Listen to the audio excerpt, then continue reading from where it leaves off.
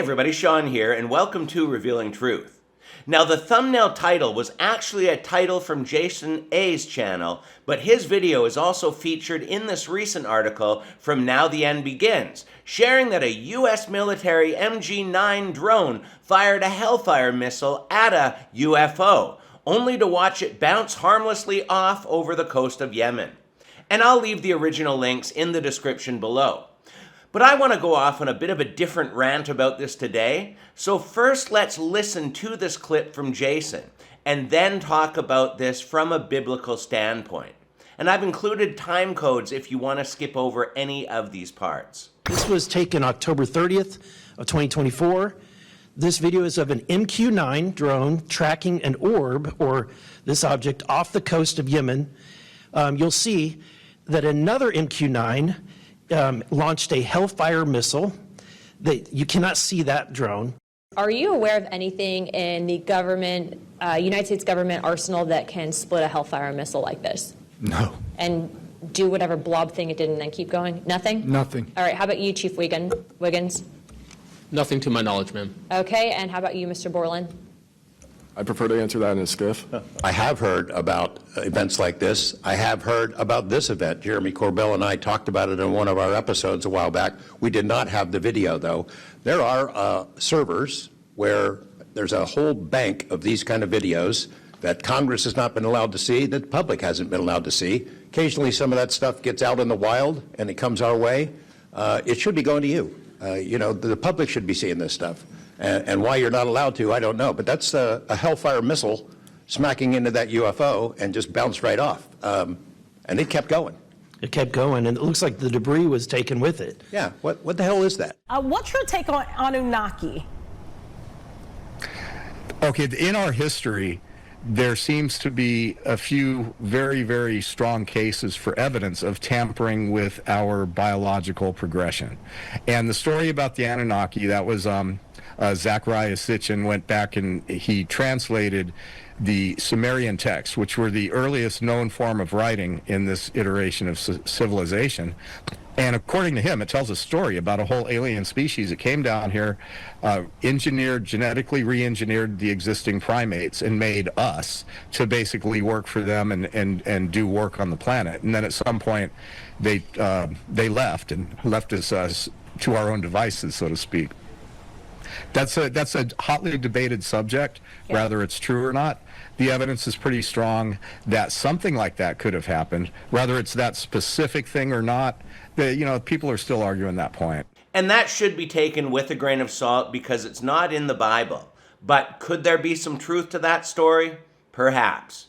And the Nephilim are another topic we could get into, but let's stay focused for today and continue. I'd like to ask the committee to replay that video that Burleson had played earlier. I want to ask every witness here, specifically ones that have sensor training or have been able to recognize some of this movement real quick. So if you guys can please roll that real quick. Okay, while this is still rolling, Mr. Nusatelli, real quick yes or no answers. Are you aware of anything in the government, United States government arsenal that can split a Hellfire missile like this? No. And do whatever blob thing it did and then keep going? Nothing? Nothing. All right, how about you, Chief Wiggins? Nothing to my knowledge, ma'am. Okay, and how about you, Mr. Borland? I prefer to answer that in a skiff.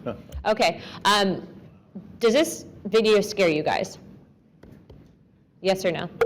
Yes. Wiggins? Yes. Nat?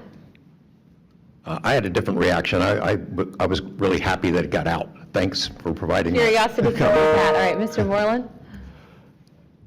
Yes for... Okay. All right, that is the end of my questioning. Look, I'm not jumped to the conclusion that I believe that there are, aliens coming from another planet. But I'm open to that.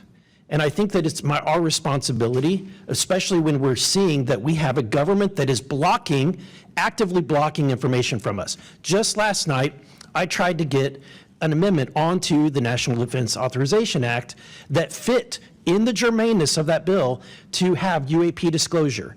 And conveniently, it was named non-germane, mostly deemed by staff, not even an elected official. This is the kind of stuff that we repeatedly see. Last year, we were blocked by someone in House administration from being able to receive a full briefing from Arrow. So not an elected official, but someone in staff blocked us. And I've had it. Enough is enough. I want to cue up a video that I've been given. And as before it starts, I'm going to describe, this was taken October 30th of 2024. This video is of an MQ-9 drone tracking an orb, or this object, off the coast of Yemen.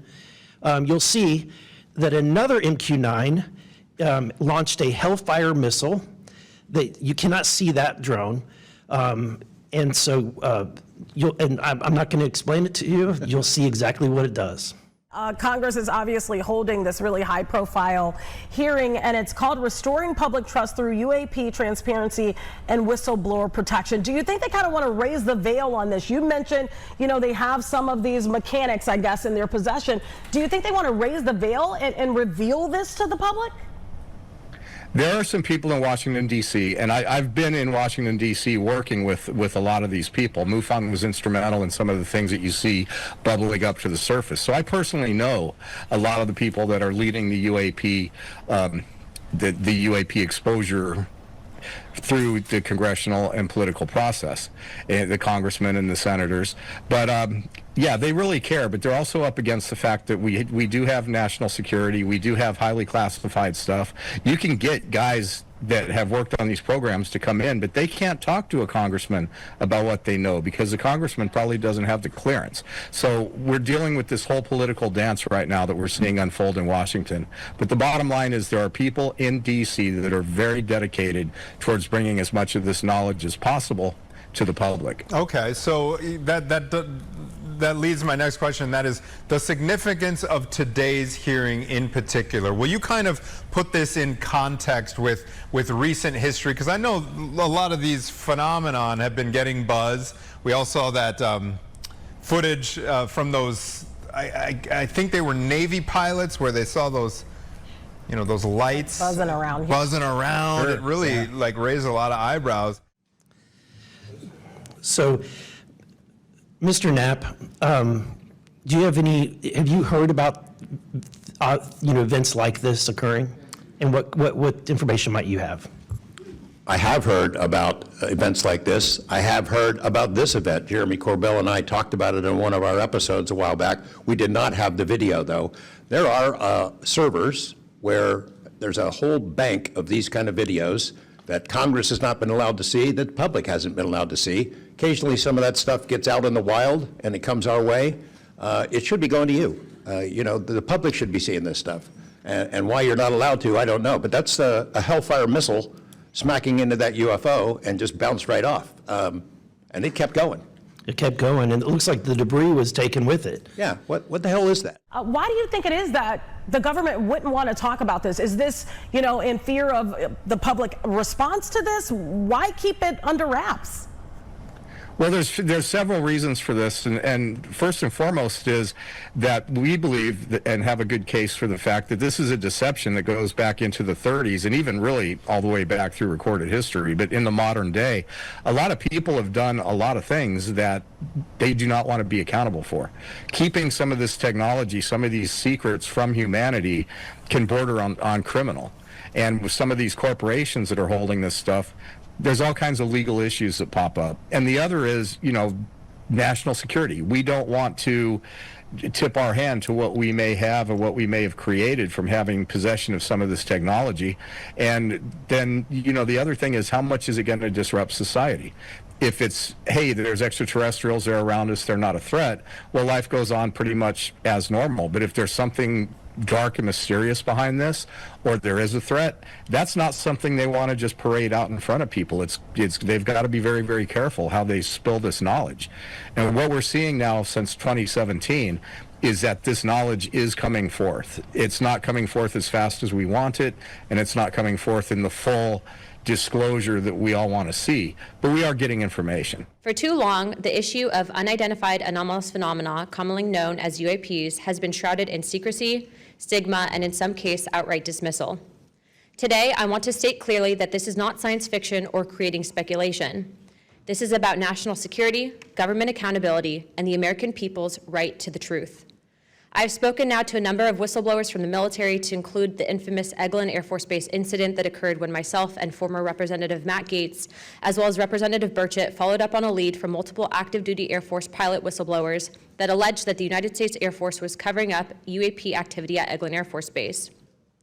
We have heard from a number of whistleblowers, specifically military pilots, that the reason for not coming forward publicly is out of fear that speaking out would cost them their flight status and potentially their careers. This is unacceptable. We cannot protect our airspaces if our best trained observers are silenced. We cannot advance science if we refuse to ask questions. And we cannot maintain trust in government if we keep the American people in the dark. Now, Congress has tried to fix this problem. Congress tried to create formal channels through the All-Domain Anomaly Resolution Office, also known as AARO, and the Intelligence Community Inspector General for service members and officials to make disclosures. But the reality, the reports come in are often to brush aside, slow-walked, or met with skepticism rather than serious investigation. Additionally, oversight reporting to Congress is classified and only provided to the authorizing and appropriations committees of jurisdiction. The American people are not fragile. They do not need to be shielded like children from reality. What they cannot tolerate and what they will not forgive is a government that withholds the truth and punishes those who dare to speak up.